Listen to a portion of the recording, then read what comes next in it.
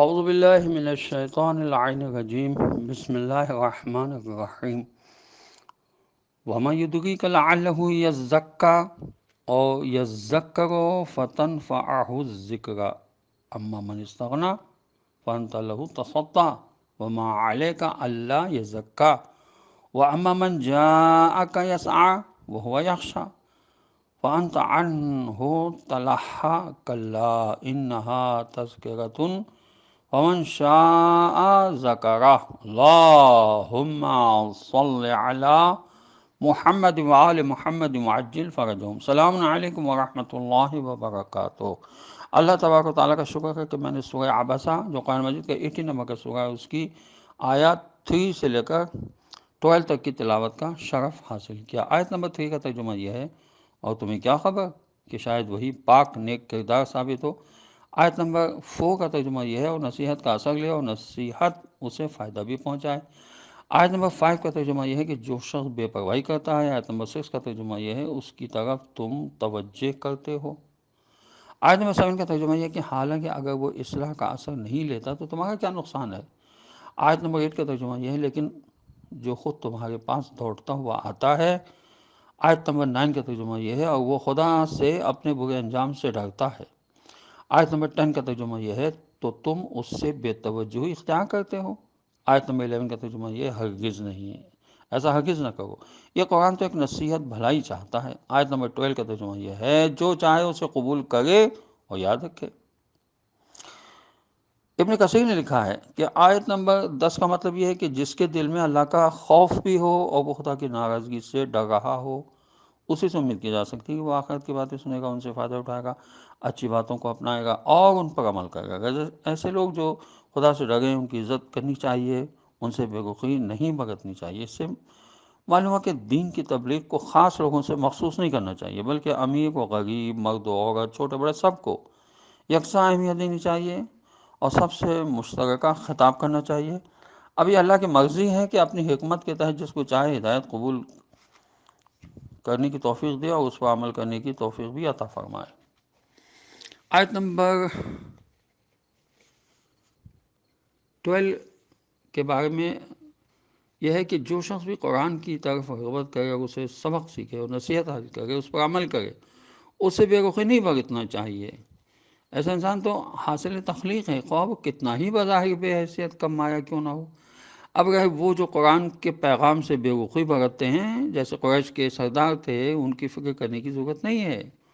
ان کو تو بہرحال جہنم کا کندہ بننا ہی ہے۔ آیت نمبر 13 یہ ہے کہ فی صحف مکرمہ، ایسے صحیفوں میں درج ہے جو بڑی عزت والے ہیں۔ آیت نمبر 14 یہ ہے کہ مرفوعات مطہرہ، جو بہت بلند مرتبہ اور پاک و پاکیزہ ہے۔ آیت نمبر 15 یہ ہے کہ بِأَیدی سفرہ، جو ان لکھنے والوں کے ہاتھوں میں رہتے ہیں۔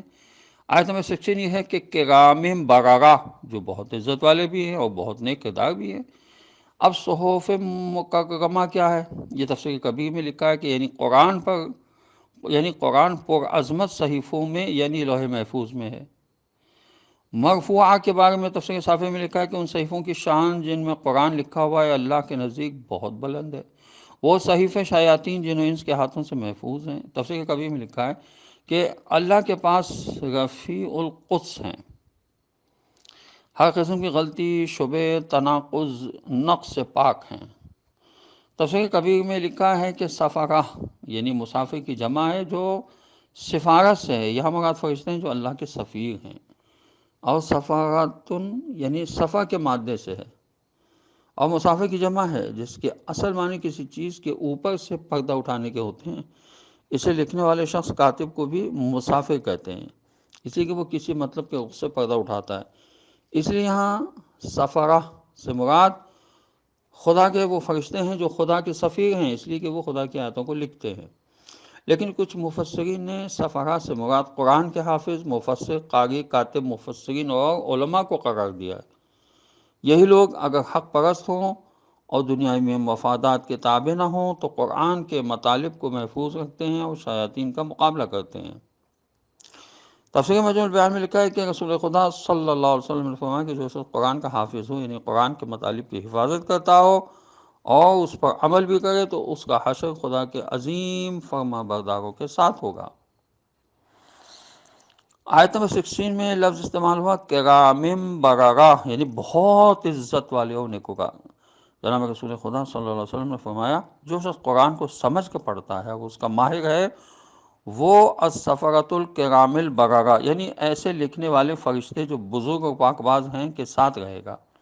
اور جو شخص قرآن پڑھتا ہے مشقت کے ساتھ، یعنی قرآن کو سمجھنے کی پوری کوششیں کرتا ہے، اس کے لیے دگنا اجر و ثواب ہے۔ یہ صحیح بخاری میں اور اس سورہ کی تفسیر میں لکھا ہے، مسلم شریف میں بھی لکھا ہے، اور باب فضل میں ماہر بالقرآن میں بھی لکھا ہے۔